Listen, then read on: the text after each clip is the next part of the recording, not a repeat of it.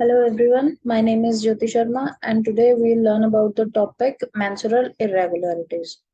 But before starting the menstrual irregularities, first of all, let's discuss what is the normal physiology of menstruation. तो सबसे पहले क्या रहता है कि नॉर्मल फिजियोलॉजी क्या रहती है मेंस्ट्रुअल साइकिल की। तो सबसे पहले क्या है, हाइपोथैलेमस जो है वो क्या करता है, पिट्यूटरी ग्लैंड्स को स्टिमुलेट करता है, जिसकी वजह से क्या है, FHS follicular hormone stimulating hormone FSH and LH जो है ल्यूटिनाइजिंग हार्मोन जो है वो सक्रिएट होता है। और फिर उसके बाद क्या होता है, और ये दोनों एलएसएच और एलएच जो हॉर्मोन्स हैं ये क्या करते हैं, ये जो फॉलिकल्स हैं और ईस्ट्रोजन लेवल है उसको ईस्ट्रोजन लेवल को इंक्रीज करते हैं, प्लस जो फॉलिकल्स है उनकी मैच्योरेशन में हेल्प करते हैं। ठीक है। और जब जैसे जैसे अगर जो फॉलिकल्स की मैच्योरेशन होती है उसकी वजह से क्या है, यूट्रस की जो इनर मोस्ट लाइनिंग होती है दैट इज एंडोमेट्रियल लाइनिंग, वो क्या होती रहती है, वो थिक होनी स्टार्ट हो जाती है। ठीक है। जिसकी वजह से क्या है, पिट्यूटरी क्या है, ल्यूटिनाइजिंग हार्मोन जो है उसको रिलीज करता है, और जिसकी वजह से क्या होता है कि हमें मेंसुरेशन या फीमेल्स को क्या है मेंसुरेशन जो है वो आते हैं। ठीक है। तो मेंसुरेशन तो हमें पहले भी पता है क्या होता है, it is the shedding of the inner most layer of the uterus that is endometrial layer. Right. अब इस फिजियोलॉजी में, इस नॉर्मल फिजियोलॉजी में अगर कहीं पे भी कोई भी जो हॉल्ट आ रहा है, कोई ऑब्स्ट्रक्शन आ रही है, कोई इरिटेशन आ रही है, कोई रुकावट आ रही है, तो उसकी वजह से क्या होगा, ये जो नॉर्मल फिजियोलॉजी है इसमें जो है, जो मेंस्ट्रुएशन साइकिल है वो क्या है, खराब हो जाएगा, वो क्या है, वो डिस्टर्ब हो जाएगा, जिसकी वजह से क्या है, फीमेल को कोई भी मेंस्ट्रुअल जो इरेगुलरिटीज हैं वो हो सकती हैं। ठीक है। तो सबसे पहली मेंस्ट्रुअल इरेगुलरिटी है प्री मेंस्ट्रुअल सिंड्रोम। इसको हम लोग इरेगुलरिटी तो नहीं बोल सकते, these are kind of this, कुछ एक साइन एंड सिम्टम्स होते हैं जो पीरियड स्टार्ट होने से पहले आते हैं। ठीक है। अब ये क्या है, सिम्टम्स ऑफ पीएमएस में last from few hours to many days and the type and intensity of symptoms can vary from individual to individual. अब इसमें क्या रहता है कि पीएमएस क्या होते हैं, ये कुछ एक सिम्टम्स होते हैं जो पीरियड स्टार्ट होने से एक दिन पहले भी हो सकते हैं, 3-4 घंटे पहले भी हो सकते हैं, और एक हफ्ता पहले भी स्टार्ट हो जाते हैं। ठीक है। कई फीमेल्स में ऐसा रहता है कि कईयों को, जैसे कईयों को ब्रेस्ट टेंडरनेस हो जाती है, ब्रेस्ट एंगॉर्जमेंट हो जाती है, ठीक है, हैवीनेस रहता है, ब्लॉटिंग रहती है। तो ये सारे सिम्टम्स जब एक हफ्ता पहले से ही, पीरियड आने से पहले ही स्टार्ट हो जाते हैं, तो उनको हम लोग क्या है, प्री मेंस्ट्रुअल सिंड्रोम बोलते हैं। ठीक है। अब इसके सिम्टम्स में क्या कुछ आ सकता है, तो सबसे पहला है साइकोलॉजिकल सिम्टम्स, जिसमें डिप्रेशन, एंजाइटी, इरिटेबिलिटी रहती है, मूड स्विंग्स आते हैं। ठीक है। हेडेक रहता है। अब इनके अलावा और क्या हो सकता है, कईयों को बहुत ज्यादा भूख लगती है और कईयों को बिल्कुल भी भूख नहीं लगती। ठीक है।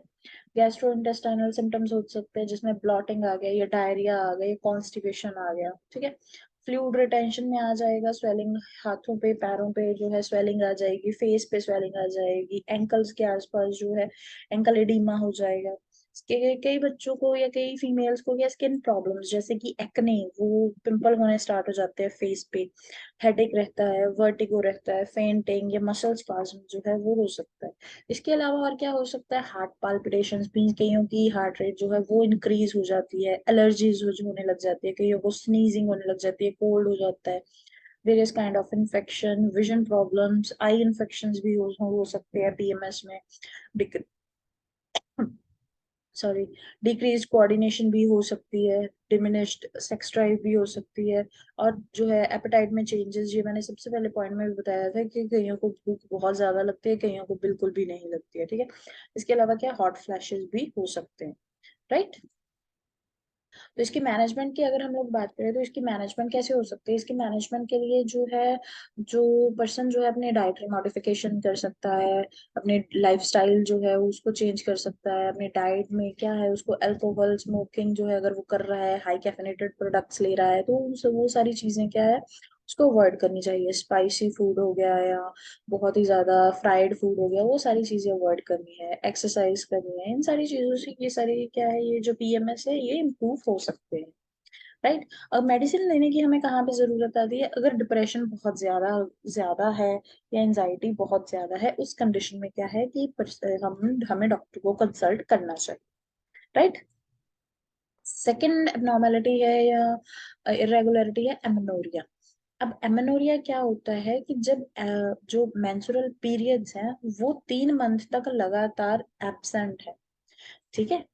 Amenorrhea is characterized by the absence of menstrual periods for more than 3 monthly menstrual cycle. 3 महीने से ज्यादा क्या हो गया पर्सन को, फीमेल को क्या है, पीरियड्स आए ही नहीं है, ठीक है, उसको हम लोग एमेनोरिया बोलते हैं, ठीक है। अब ये आगे दो तरह का होता है, पहला होता है प्राइमरी, दूसरा होता है सेकेंडरी। प्राइमरी में क्या होता है कि प्यूबर्टी के टाइम मेंस्ट्रुएशन स्टार्ट ही नहीं हुए, ठीक है, इट मीन्स के जो 13-14 साल की एज में क्या है, जब पीरियड स्टार्ट होने चाहिए वो स्टार्ट ही नहीं हुए, ठीक है।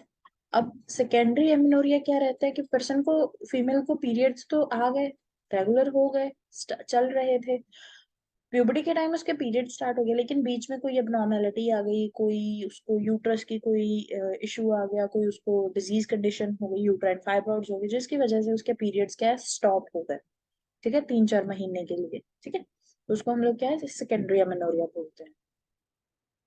अब सेकेंडरी जो एमेनोरिया है वो क्यों हो सकता है, it may occur as a result of medication, या किसी मेडिकेशन की वजह से, एक्सेसिव मेडिकेशन, ओरल कॉन्ट्रासेप्टिव्स की वजह से भी हो सकता है, प्रेगनेंसी की वजह से भी हो सकता है, या कोई मेडिकल प्रॉब्लम की वजह से भी हो सकता है। तो इसमें मेनली क्या है, कोई ओव्यूलेशन एबनॉर्मेलिटी है, ठीक है, कोई बर्थ डिफेक्ट है, एनाटॉमिकल एबनॉर्मेलिटी, या कोई और मेडिकल कंडीशन की वजह से, कोई ईटिंग डिसऑर्डर हो गया है मदर को या फीमेल को, ठीक है, वो खाना नहीं अच्छे से ले रही, बहुत ज्यादा उसका ब्लड जो है वो कम है, बहुत ज्यादा ओबीज है, एक्सेसिव जो, या जो विगरस एक्सरसाइज है वो कर रही है, थायराइड डिसऑर्डर की वजह से भी पर्सन के क्या है, जो पीरियड्स हैं वो एब्सेंट हो सकते हैं, ठीक है।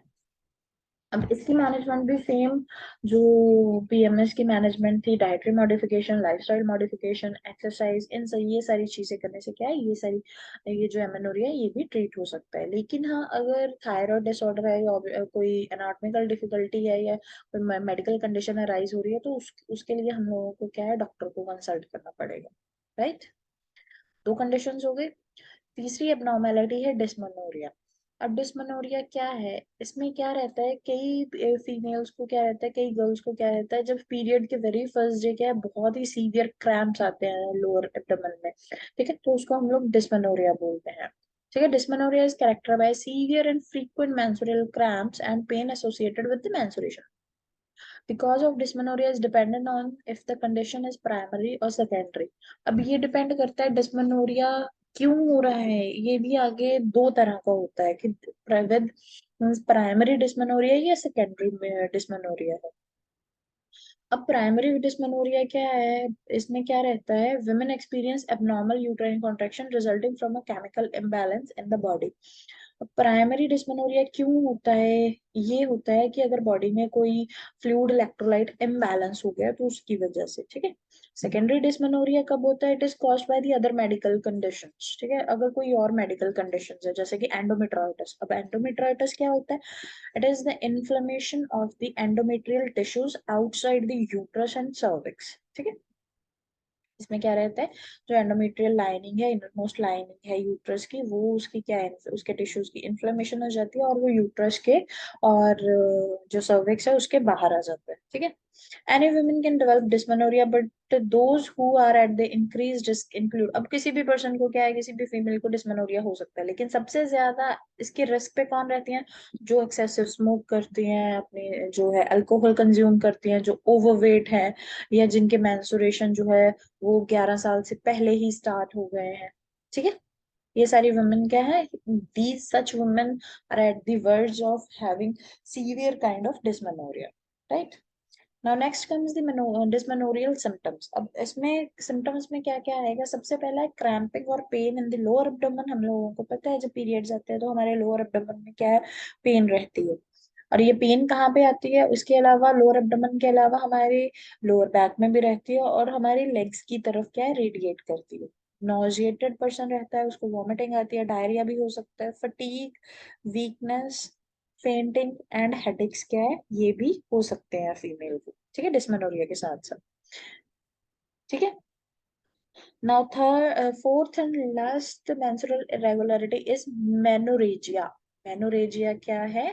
Menorrhagia is the most common type of abnormal uterine bleeding and is characterized by heavy and prolonged menstrual bleeding. In some cases, bleeding may be also severe that daily activities are disrupted. हमने amenorrhoea पढ़ा था। Amenorrhoea क्या था? Absence of periods, right. अब menorrhagia क्या है? It is the excessive bleeding, heavy and prolonged menstrual bleeding.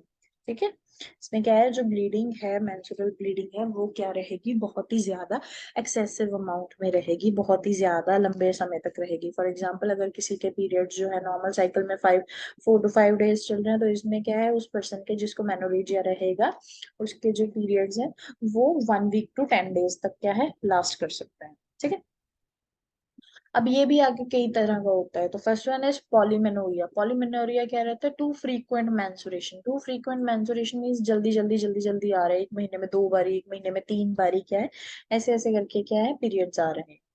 Next comes the oligomenorrhoea. Oligomenorrhoea infrequent और light menstruation. Infrequent means एक हफ्ते में अभी आ गए, 1 महीने में आ गए, दूसरे महीने में क्या है, हल्के से आए हैं, स्पॉटिंग होके चली गई है, ब्लीडिंग बहुत कम हुई है। ठीक है, फिर तीसरे महीने में नहीं आए, चौथे में आ गए हैं। इनफ्रीक्वेंट मींस फ्रीक्वेंट नहीं रहते, रेगुलर नहीं रहते, right. Third one is metrorrhagia. कोई भी जो इरेगुलर नॉन मेंस्ट्रुअल ब्लीडिंग है, जो दो मेंस्ट्रुअल पीरियड्स के बीच में हो रही है। फॉर एग्जांपल, किसी को मार्च अप्रैल में 15 अप्रैल को पीरियड्स आए हैं, तो उसका साइकिल क्या है, नेक्स्ट साइकिल कब स्टार्ट होएगा मेंस्ट्रुएशन का? वो स्टार्ट होएगा 15th या 16th और 14th ऑफ मार्च को, अप्रैल में, जून को। ठीक है, अगर हम लोग अप्रैल और मई का लें, तो किसी को अगर 14 अप्रैल को आए हैं, तो उसका नेक्स्ट मेंस्ट्रुएशन कब स्टार्ट होएगा? 13 मई को। ठीक है, अब इस ड्यूरेशन के इन बिटवीन अगर किसी को कोई पीरियड्स आ रहे हैं या ब्लीडिंग हो रही है, तो उसको हम लोग क्या है, मेट्रोरेजिया बोलेंगे। ठीक है, उसके बाद आ जाती है पोस्ट मेनोपॉजल ब्लीडिंग। अब पोस्ट मेनोपॉजल, सबसे पहले पोस्ट मेनोपॉजल ब्लीडिंग जाने से पहले हम लोगों को ये पता होना चाहिए कि मेनोपॉज क्या होता है। मेनोपॉज क्या होता है कि it is the permanent cessation of the ovarian follicular activity. ठीक है, अब इसमें क्या रहता है कि फीमेल की जो ओवेरियन फॉलिकुलर एक्टिविटी है वो परमानेंटली बंद हो जाती है। इसके बाद क्या है, जो पीरियड्स हैं वो बिल्कुल भी नहीं आते हैं। ठीक है, इसको हम लोग कब कंसिडर करते हैं, कि जब 12 महीनों तक फीमेल को पीरियड्स नहीं आए हैं। ठीक है, पोस्ट मेनोपॉजल ब्लीडिंग में क्या रहता है, कोई भी ब्लीडिंग जो 1 साल के बाद दोबारा से हो रही है। फॉर एग्जाम्पल, 1 साल तक 12 महीने उसको कोई पीरियड्स नहीं आए, एक 12 महीने के बाद क्या है, उसको दोबारा से पीरियड्स जो है वो आने स्टार्ट हो गए, तो उसको हम लोग पोस्ट मेनोपॉजल ब्लीडिंग का नाम देते हैं, राइट।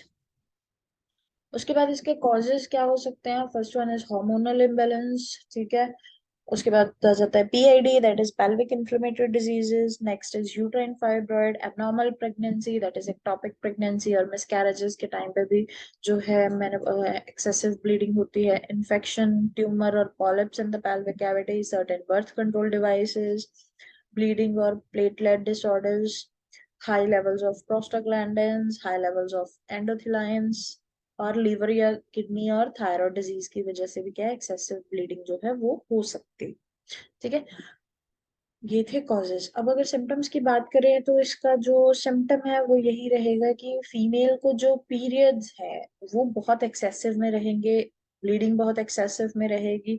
मीन्स कि उसको हर घंटे, एक एक घंटे के बाद क्या है, उसको अपना जो सैनिटरी नैपकिन है वो चेंज करना पड़ सकता है। ठीक है, और जो पीरियड्स का ड्यूरेशन है वो 7 डेज का या उससे ज्यादा रहेगा।